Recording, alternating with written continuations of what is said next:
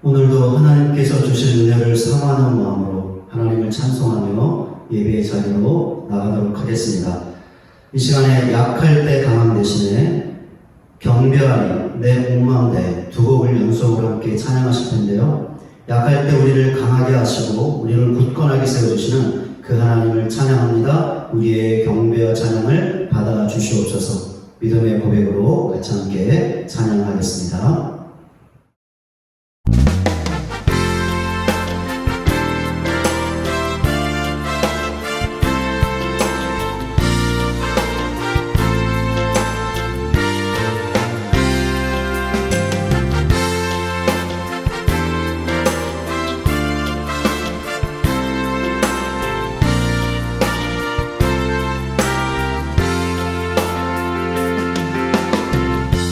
약할 때 강한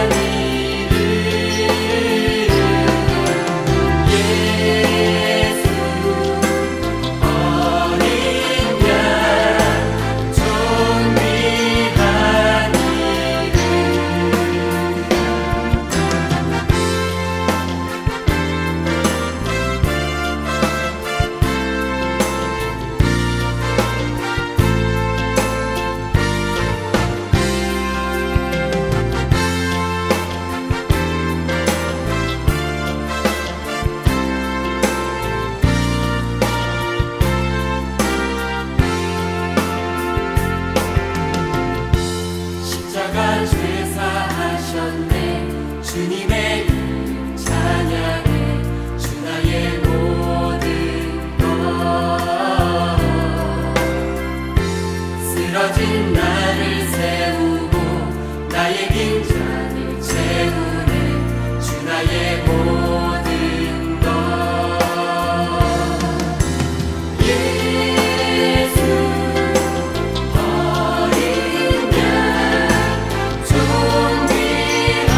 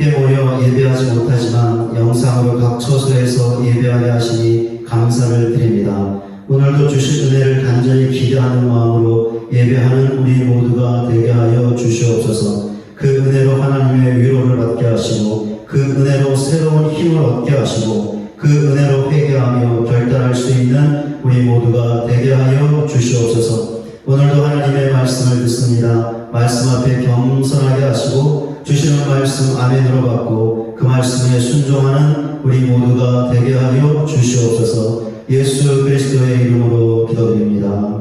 아멘. 이 시간에 함께 볼 하나님의 말씀은 구약성경 사사기 7장 1절부터 8절까지입니다. 제가 말씀 봉독하겠습니다. 여룻바리라 하는 기드온과 그를 따르는 모든 백성이 일찍이 일어나 하롯셈 곁에 진을 쳤고 미디안의 진영은 그들의 북쪽이요 모래산 앞 골짜기에 있어더라. 여호와께서 기드온에게 이르시되 너를 따르는 백성이 너무 많은즉 내가 그들의 손에 미디안 사람을 넘겨주지 아니하리니 이는 이스라엘이 나를 거슬러 스스로 자랑하기를 내 손이 나를 구원하였다 할까 하매니라. 이제 너는 백성의 귀에 외쳐 이르기를 누구든지 두려워 떠는 자는 길라산을 떠나 돌아가라 하라 하시니 이에 돌아간 백성이 22,000명이요 남은 자가 10,000명이었더라.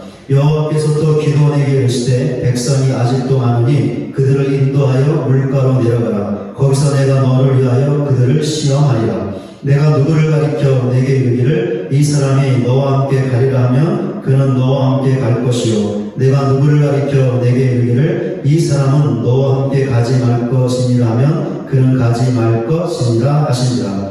이에 백성을 인도하여 물가에 내려가며 여호와께서 기드온에게 이르시되 누구든지 개가 핥는 것 같이 혀로 물을 핥는 자들을 너는 따로 세우고 또 누구든지 무릎을 꿇고 마시는 자들도 그와 같이 하라 하시더니 손으로 옮겨 입에 대고 핥는 자의 수는 300이요 그 외의 백성은 다 무릎을 꿇고 물을 마신지라. 여호와께서 기드온에게 이르시되 내가 이 물을 핥아먹은 300명으로 너희를 구원하며 미디안을 내 손에 넘겨주리니 남은 백성은 각각 자기의 조소로 돌아갈 것이니라 하시니 이에 백성이 양식과 나팔을 손에 든지라. 기드온이 이스라엘 모든 백성을 각각 그의 장막으로 돌려보내고 그 300명은 머물게 아니라 미디안 진영은 그 아래 골짜기 가운데 있었더라. 아멘. 기드온은 하나님에 대한 불신을 버리고 자신을 사서로 부르신 하나님의 부르심에 순종했습니다. 하나님께서 그런 기드온에게 첫 번째 임무를 주셨습니다. 바알의 제단과 그 곁에 있던 아세라상을 찍어버리는 것이었습니다. 그리고 그 나무로 하나님께 번제를 드리는 것이었습니다. 기드온은 하나님의 명령대로 행했습니다. 그 결과 여룻바알이라는 새로운 이름을 갖게 되었습니다. 여룻바알이라는 이름은 바알과 하나님에 대하여 중요한 사실을 보여주는 이름이었습니다. 어떤 사실이었습니까? 살아있는 신은 바알이 아니라 하나님이라는 것과 이스라엘 백성에게 위대한 승리와 구원을 줄 수 있는 전능한 신은 바알이 아니라 하나님이라는 것이었습니다. 기드온이 하나님께서 주신 첫 번째 임무를 수행했을 때 미디안이 이스라엘을 침공했습니다. 그때 하나님의 영이 기드온에게 임했습니다. 그러자 기드온이 나팔을 불어 군사들을 모집했습니다.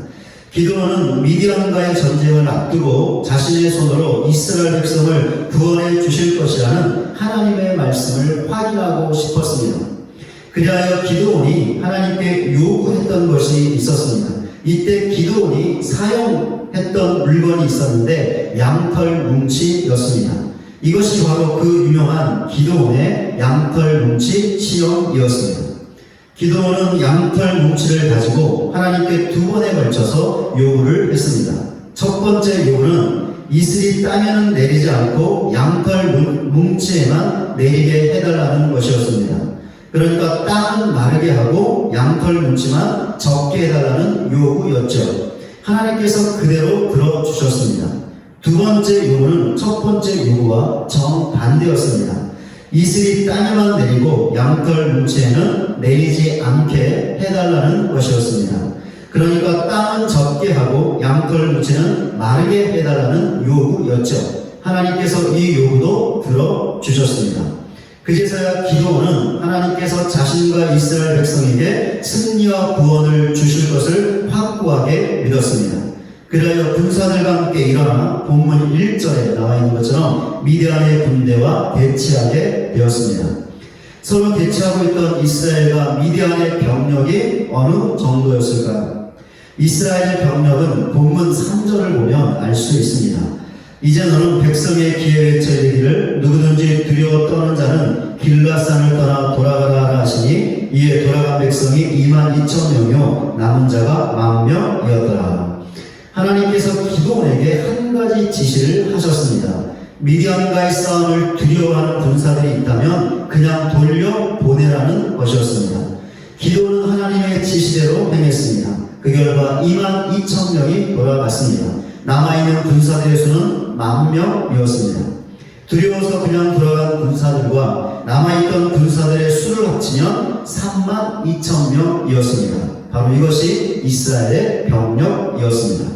미디안의 병력은 사사기 8장 10절을 보면 알 수 있습니다. 이때 세바와 살군나가 갈굴에 있는데 동방 사람의 모든 군대 중에 칼든 자 12만 명이 죽었고 그 남은 15,000명 가량은 그들을 따라와서 거기에 있더라. 하나님께서 기드온에게 주신 말씀대로 기드온이 미디안과 싸워 승리하게 되었는데 이 싸움에서 전사한 미디안 군사들의 수가 12만 명이었습니다. 또한 기드온이 미디안의 두 왕이었던 세바와 살므나를 추격하여 싸움에서 살아남은 15,000명 정도의 군사들을 죽였습니다. 전장터에서 죽은 12만 명과 기드온의 추격으로 죽은 15,000명을 합치면 13만 5천 명이 되는데 바로 이것이 미디안의 병력이었습니다. 기드온이 미디안과 싸우기 위해 모집했던 군사들은 32,000명이었습니다. 그런데 이 숫자는 기드온의 입장에서 보면 적은 수가 아니었습니다. 왜냐하면 군사들을 소집할 수 있는 그 어떤 권위도 기드온에게 없었기 때문이었습니다. 그러나 미디안의 병력과 비교해보면 32,000명이라는 수는 절대로 많은 수가 아니었죠. 왜 그렇습니까? 미디안 군사들의 수가 기드온이 모집한 군사들의 수를 능가했기 때문이었는데 무려 4배 정도가 더 많았던 것입니다. 그러니 이스라엘은 군사 1명이 미디안 군사 4명을 상대로 싸워하는 수적인 열세에 있었습니다. 그런데 이스라엘 군사들에게 더 심각한 문제가 있었는데 그들에게는 제대로 된 무기조차 없었다라는 것입니다. 더욱이 이스라엘 군사들은 혼자서 미디안 군사 4명을 상대로 싸울 수 있는 특수훈련을 받은 특공대원들도 아니었습니다. 반면에 미디안의 군사들은 모두 칼로 무장하고 있었습니다. 특히 미디안의 군사들은 여기저기 돌아다니며 약탈을 일삼았던 악명 높은 유목민들이었습니다. 그러니 말과 칼을 다루는 기술이 매우 뛰어났습니다.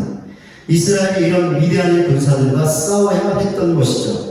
그것도 32,000명의 군사로 싸워야 했으니 이 싸움은 계란으로 바위를 치는 것과 같은 무모한 싸움이었다고 할 수 있습니다. 그런데도 하나님께서 기드온에게 정말 이해할 수 없는 명령을 내리셨죠. 기드온에게 모여든 군사들의 수를 줄이라는 것이었습니다. 32,000명의 군사들이 미디안과 싸운다고 해도 싸움이 될 수 없는 그런 상황이었는데 하나님께서 군사들의 수를 줄이라고 하셨던 것이죠. 하나님께서는 2가지의 방법으로 군사들의 수를 줄이라고 지시하셨습니다. 첫 번째 방법으로는 앞에서 말씀드렸던 것처럼 미디안과의 싸움을 두려워하는 자들을 그냥 돌려보내라는 것이었습니다. 본문 3절을 다시 한번 보겠습니다. 이제 너는 백성의 기회 왼쪽에 이르기를 누구든지 두려워 떠는 자는 길앗산을 떠나 돌아가라 하시니 이에 돌아간 백성이 22,000명이요 남은 자가 10,000명이었더라. 미디안과 싸우기 위해 대치하고 있던 이스라엘 진영의 전체적인 분위기는 두려움 자체였을 것입니다. 왜냐하면 앞에서도 보았듯이 미디안과의 병력에서 너무나 큰 차이가 있었기 때문이었습니다. 이스라엘 진영의 이런 모습은 그들이 진을 쳤던 하롯셈이라는 장소를 보면 좀 더 잘 이해할 수 있습니다. 하롯이라는 진영의 이름은 떨림, 공포, 두려움이라는 뜻을 갖고 있습니다. 그런데 본문 3절에 나와 있는 떠는 이라는 말이 하롯과 같은 어근에서 나온 말입니다. 그렇다면 사사기의 저자가 떨림, 공포, 두려움이라는 뜻을 갖고 있는 하롯과 같은 어근에서 나온 떠는 이라는 말을 사용한 이유가 무엇이었을까요? 당시 이스라엘 진영 안에 있었던 지배적인 분위기가 두려움이었다라는 것을 전하려는 의도 때문이었습니다. 그렇게 두려워하는 자들은 돌아가도 좋다는 기도의 말을 듣고 22,000명의 군사들이 돌아갔던 것입니다. 하나님께서 기도원에게 군사들의 수를 줄이라고 명령하신 두 번째 방법은 본문 4절부터 6절까지에 나와 있습니다. 여호와께서 또 기도원에게 이르시되 백성이 아직도 많으니 그들을 인도하여 물가로 내려가라. 거기서 내가 너를 위하여 그들을 시험하리라. 내가 누구를 가리켜 내게 이르기를 이 사람이 너와 함께 가리라 하면 그는 너와 함께 갈 것이요 내가 누구를 가리켜 내게 이르기를 이 사람은 너와 함께 가지 말 것이니라 하면 그는 가지 말 것이니라 하시니라. 이에 백성을 인도하여 물가에 내려가매 여호와께서 기도원에게 이르시되 누구든지 개가 핥는 것 같이 혀로 물을 핥는 자들을 너는 따로 세우고 또 누구든지 무릎을 꿇고 마시는 자들도 그와 같이 하시더니 손으로 움켜 입에 대고 핥는 자의 수는 300이요 그 외 백성은 다 무릎을 꿇고 물을 마신지라. 기도는 하나님의 명령대로 첫 번째 방법으로 군사들의 수를 22,000명이나 줄였습니다. 그리하여 10,000명의 군사들만 남게 되었죠. 그런데 하나님께서 그것도 많다고 하셨습니다. 그리하여 기도원에게 두 번째 방법으로 군사들의 수를 줄이라고 하셨습니다. 하나님께서 명령하신 두 번째 방법은 남아있는 10,000명의 군사들을 시험하는 것이었습니다. 시험의 방법은 군사들이 물을 먹는 자세였습니다. 개가 핥아서 먹는 것처럼 혀로 물을 마시는 군사들과 무릎을 꿇고 물을 마시는 군사들을 구별하게 하셨던 것입니다.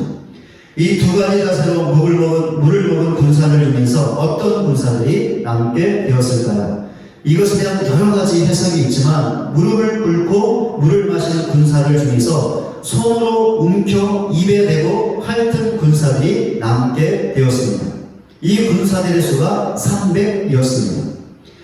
기도원이 하나님께서 명령하신 방법대로 군사들의 수를 줄이자 32,000명에서 300명으로 줄어들게 되었습니다. 이 300이라는 숫자를 통해서 우리가 얻을 수 있는 영적인 교훈이 있습니다. 두 가지입니다. 첫째, 교만해서는 안 된다라는 것입니다. 왜 하나님께서 기도원에게 군사들의 수를 줄이라고 하셨던 것일까요? 그리하여 32,000에서 300명이 되게 하셨던 것일까요? 이것의 이유가 본문 2절에 나와 있습니다. 여호와께서 기도원에게 이르시되 너를 따르는 백성이 너무 많은즉 내가 그들의 손에 미디안 사람을 넘겨주지 아니하리니 이는 이스라엘이 나를 거스려 스스로 자랑하기를 내 손이 나를 구원하였다 할까 함이니라.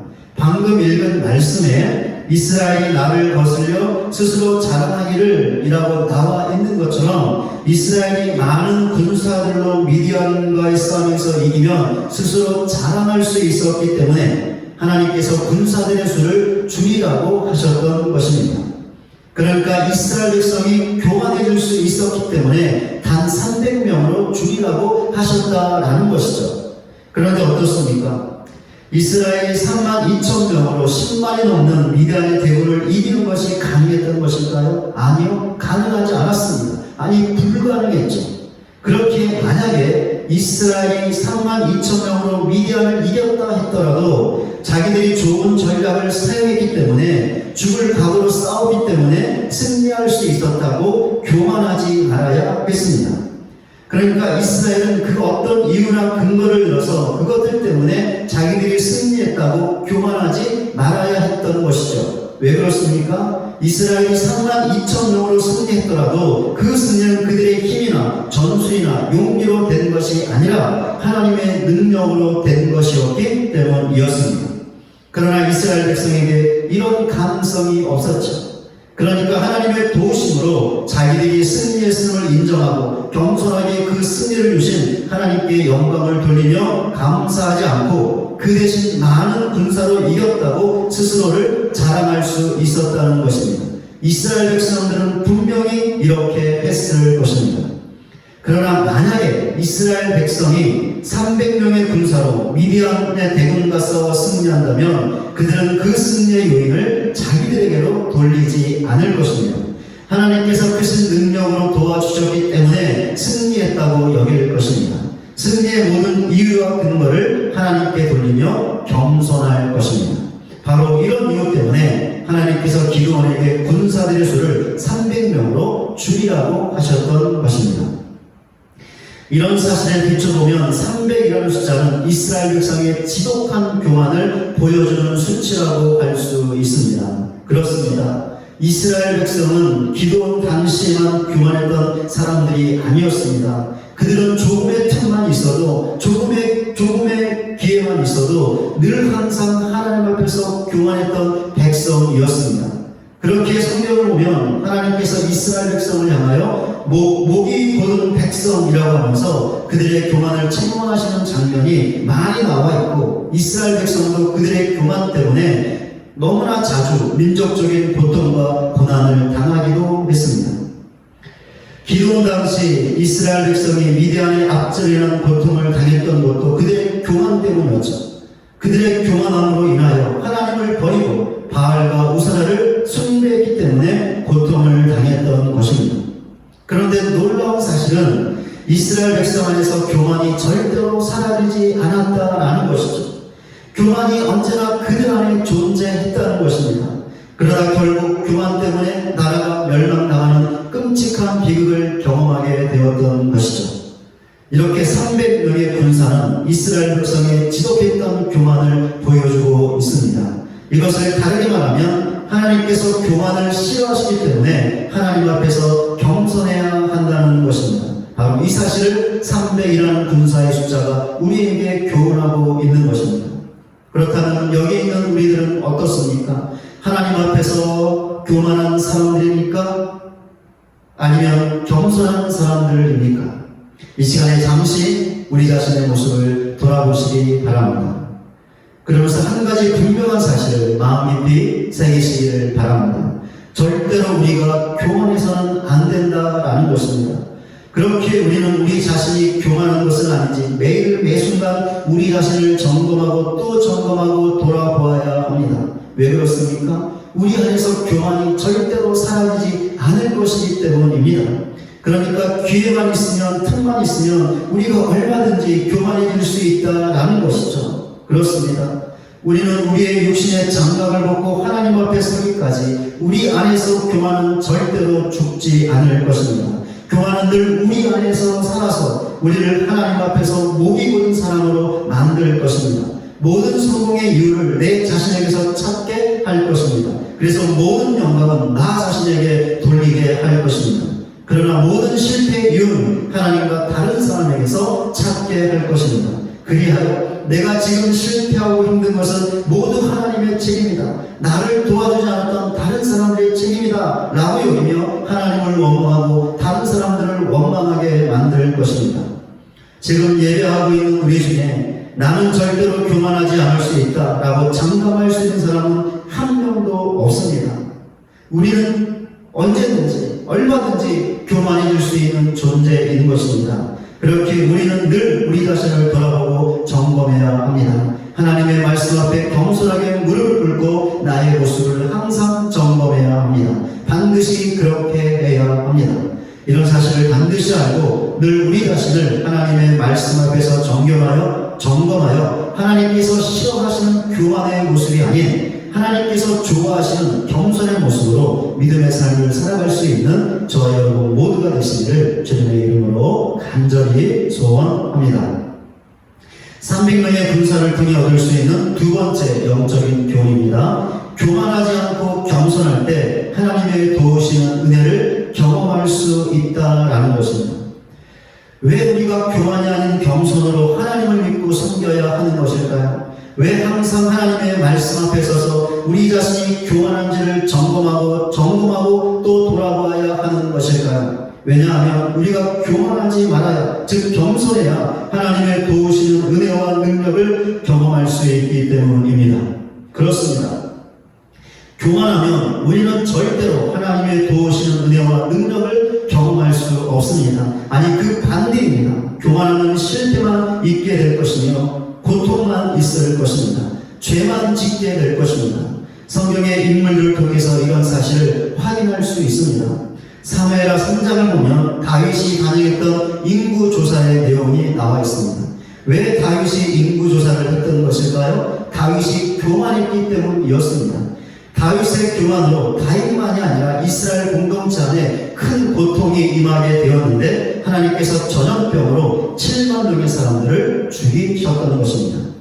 모세도 교만해서 잘 먹지 못했던 사람이었죠. 민수기 20장을 보면 모세가 무리였던 가데스에서 바위를 내리치는 사건이 나와 있습니다. 왜 모세가 이렇게 했던 것일까요? 하나님께서 모세에게 반석을 쳐 물을 내서 백성들에게 주라고 명령하셨기 때문이었습니다. 그런데 모세가 바위를 한 번이 아니라 2번 내리쳤습니다.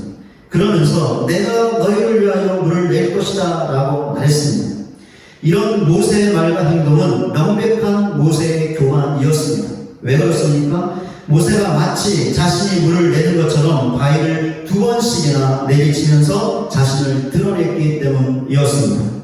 다윗이 어떤 사람이었습니까? 하나님의 마음에 합할 정도로 하나님을 너무나 잘 믿었던 사람이었죠. 모세는 어떤 사람이었습니까? 이스라엘 민족을 애굽에서 구원하는 일에 쓰임받은 믿음의 사람, 기도의 사람, 순종의 사람이었죠.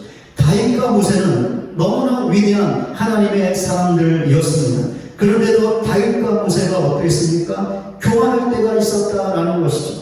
그렇다면 우리는 어떠하겠습니까? 하나님의 위대한 사람들이었던 다윗과 모세도 교만했다면 우리는 과연 어떠하겠습니까? 두말할 필요 없이 우리도 얼마든지 교만해질 수 있다라는 것이죠.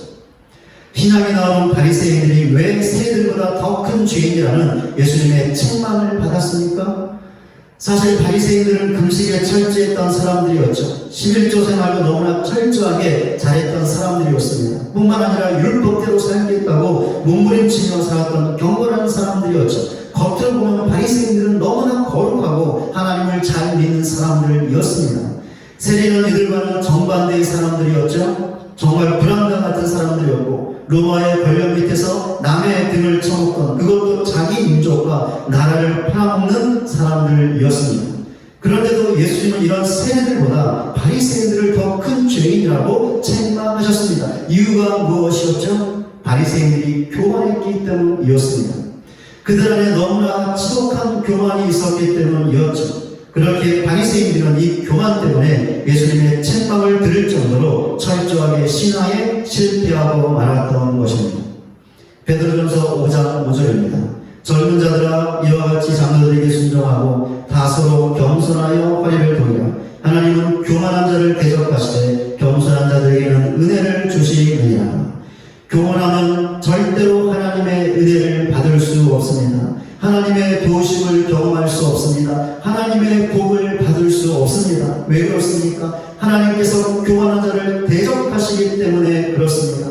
그렇지 않습니까? 하나님께서 대적하시는데 어떻게 하나님의 은혜를 받을 수 있으며 하나님의 도우심을 경험할 수 있으며 하나님이 주시는 위대한 승리를 경험할 수 있겠습니까? 절대로 그럴 수 없는 것이죠. 그 대신 죄만 짓게 되고 고통과 불행과 실패만 있게 되는 것입니다. 이런 사실을 알고 하나님 앞에서 교만하지 않고 겸손하게 되는 우리 모두가 되시기를 바랍니다. 그리하여 하나님께서 주시는 은혜와 도우심과 복을 경험하는 저와 여러분 모두가 되시기를 주님의 이름으로 간절히 소원합니다. 말씀을 읽겠습니다. 우리가 하나님 앞에서 겸손하며 정말로 진실하게 겸손할 수 있다면 우리는 하나님의 은혜와 도우심을 경험할 수 있습니다. 하나님의 놀라운 역사를 경험할 수 있습니다. 우리에게 돈이 없어도 문제가 되지 않습니다. 우리에게 힘이 없어도 문제가 되지 않습니다. 우리에게 능력이 없어도 문제가 되지 않습니다. 우리에게 내세울 것이 전혀 없더라도 문제가 되지 않습니다. 이런 것들은 정말이지 아무런 문제가 되지 않습니다. 왜 그렇습니까? 우리가 교만하지 않고 겸손하면 하나님께서 우리를 위해 놀라운 일들을 행하여 주실 것이기 때문입니다. 이런 사실을 반드시 알고 하나님 앞에 교만하지 않고 겸손하게 살아가는 고통과 고난이 아닌 성공과 하나님의 은혜와 하나님의 복을 받아 누리며 이 땅의 삶을 살아갈 수 있는 저와 여러분 모두가 되시기를 주님의 이름으로 간절히 축원드립니다. 같이 함께 오늘 말씀 생각하며 내 모습 내려놓고서라 찬양 같이 함께 부르겠습니다. 이 찬양하실 때 오늘 말씀 생각하며 나의 모습 내려놓고 오직 하나님만을 바라보며 의지한 겸손으로 살아가겠습니다. 나의 삶 가운데 하나님의 도우시는 은혜를 베풀어 주시옵소서. 우리 결단하는 마음으로 기도하는 마음으로 같이 함께 찬양하겠습니다.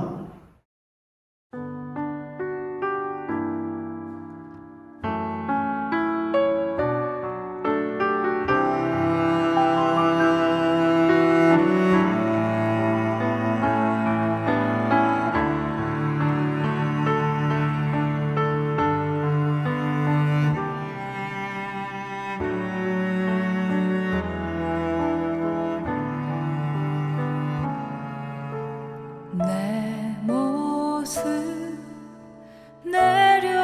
내려놓고서 주님만 바라봅니다. 상한 맘 고쳐주소서. 이제 주만 사랑합니다.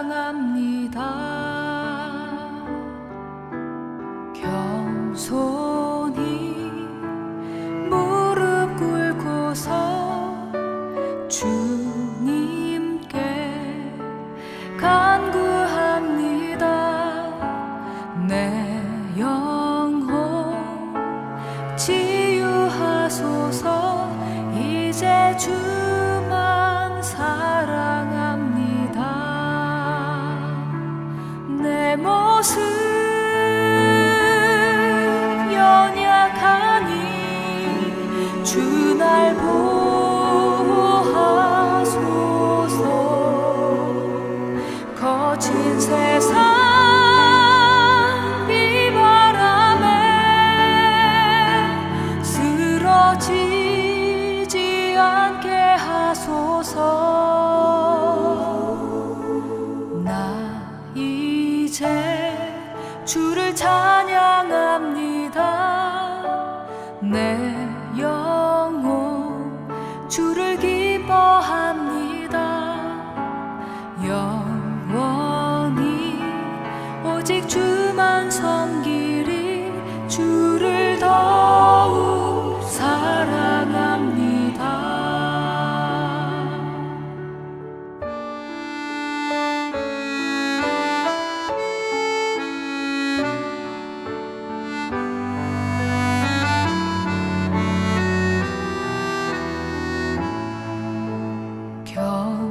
겸손히 무릎 꿇고서 주님께 간구합니다. 내 영혼 치유하소서. 이제 주만 사랑합니다. 내 모습 연약하니 주 날 보호하소서.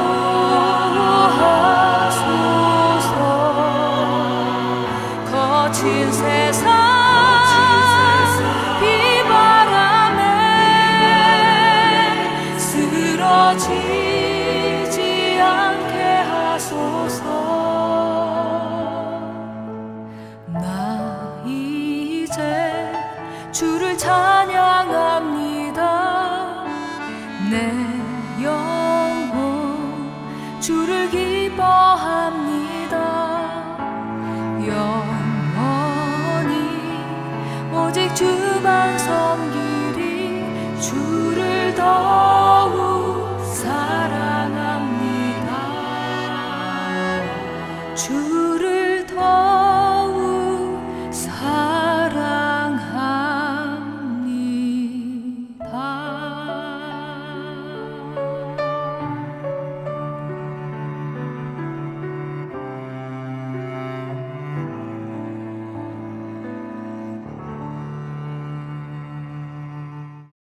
하나님 아버지, 하나님 말씀 앞에 서서 항상 내 자신이 교만한 것은 아닌지 늘 돌아보고 점검하는 우리 모두가 되게 하사 하나님 앞에서 우리 자신을 내려놓고 오직 하나님만을 의지하는 겸손으로 살아가는 우리 모두가 되게 하여 주시옵소서. 그리하여 겸손한 자에게 베푸시는 하나님의 은혜와 도우심을 경험하며 살아가는 우리 모두가 되게 하여 주시옵소서. 예수 그리스도의 이름으로 기도드립니다. 아멘.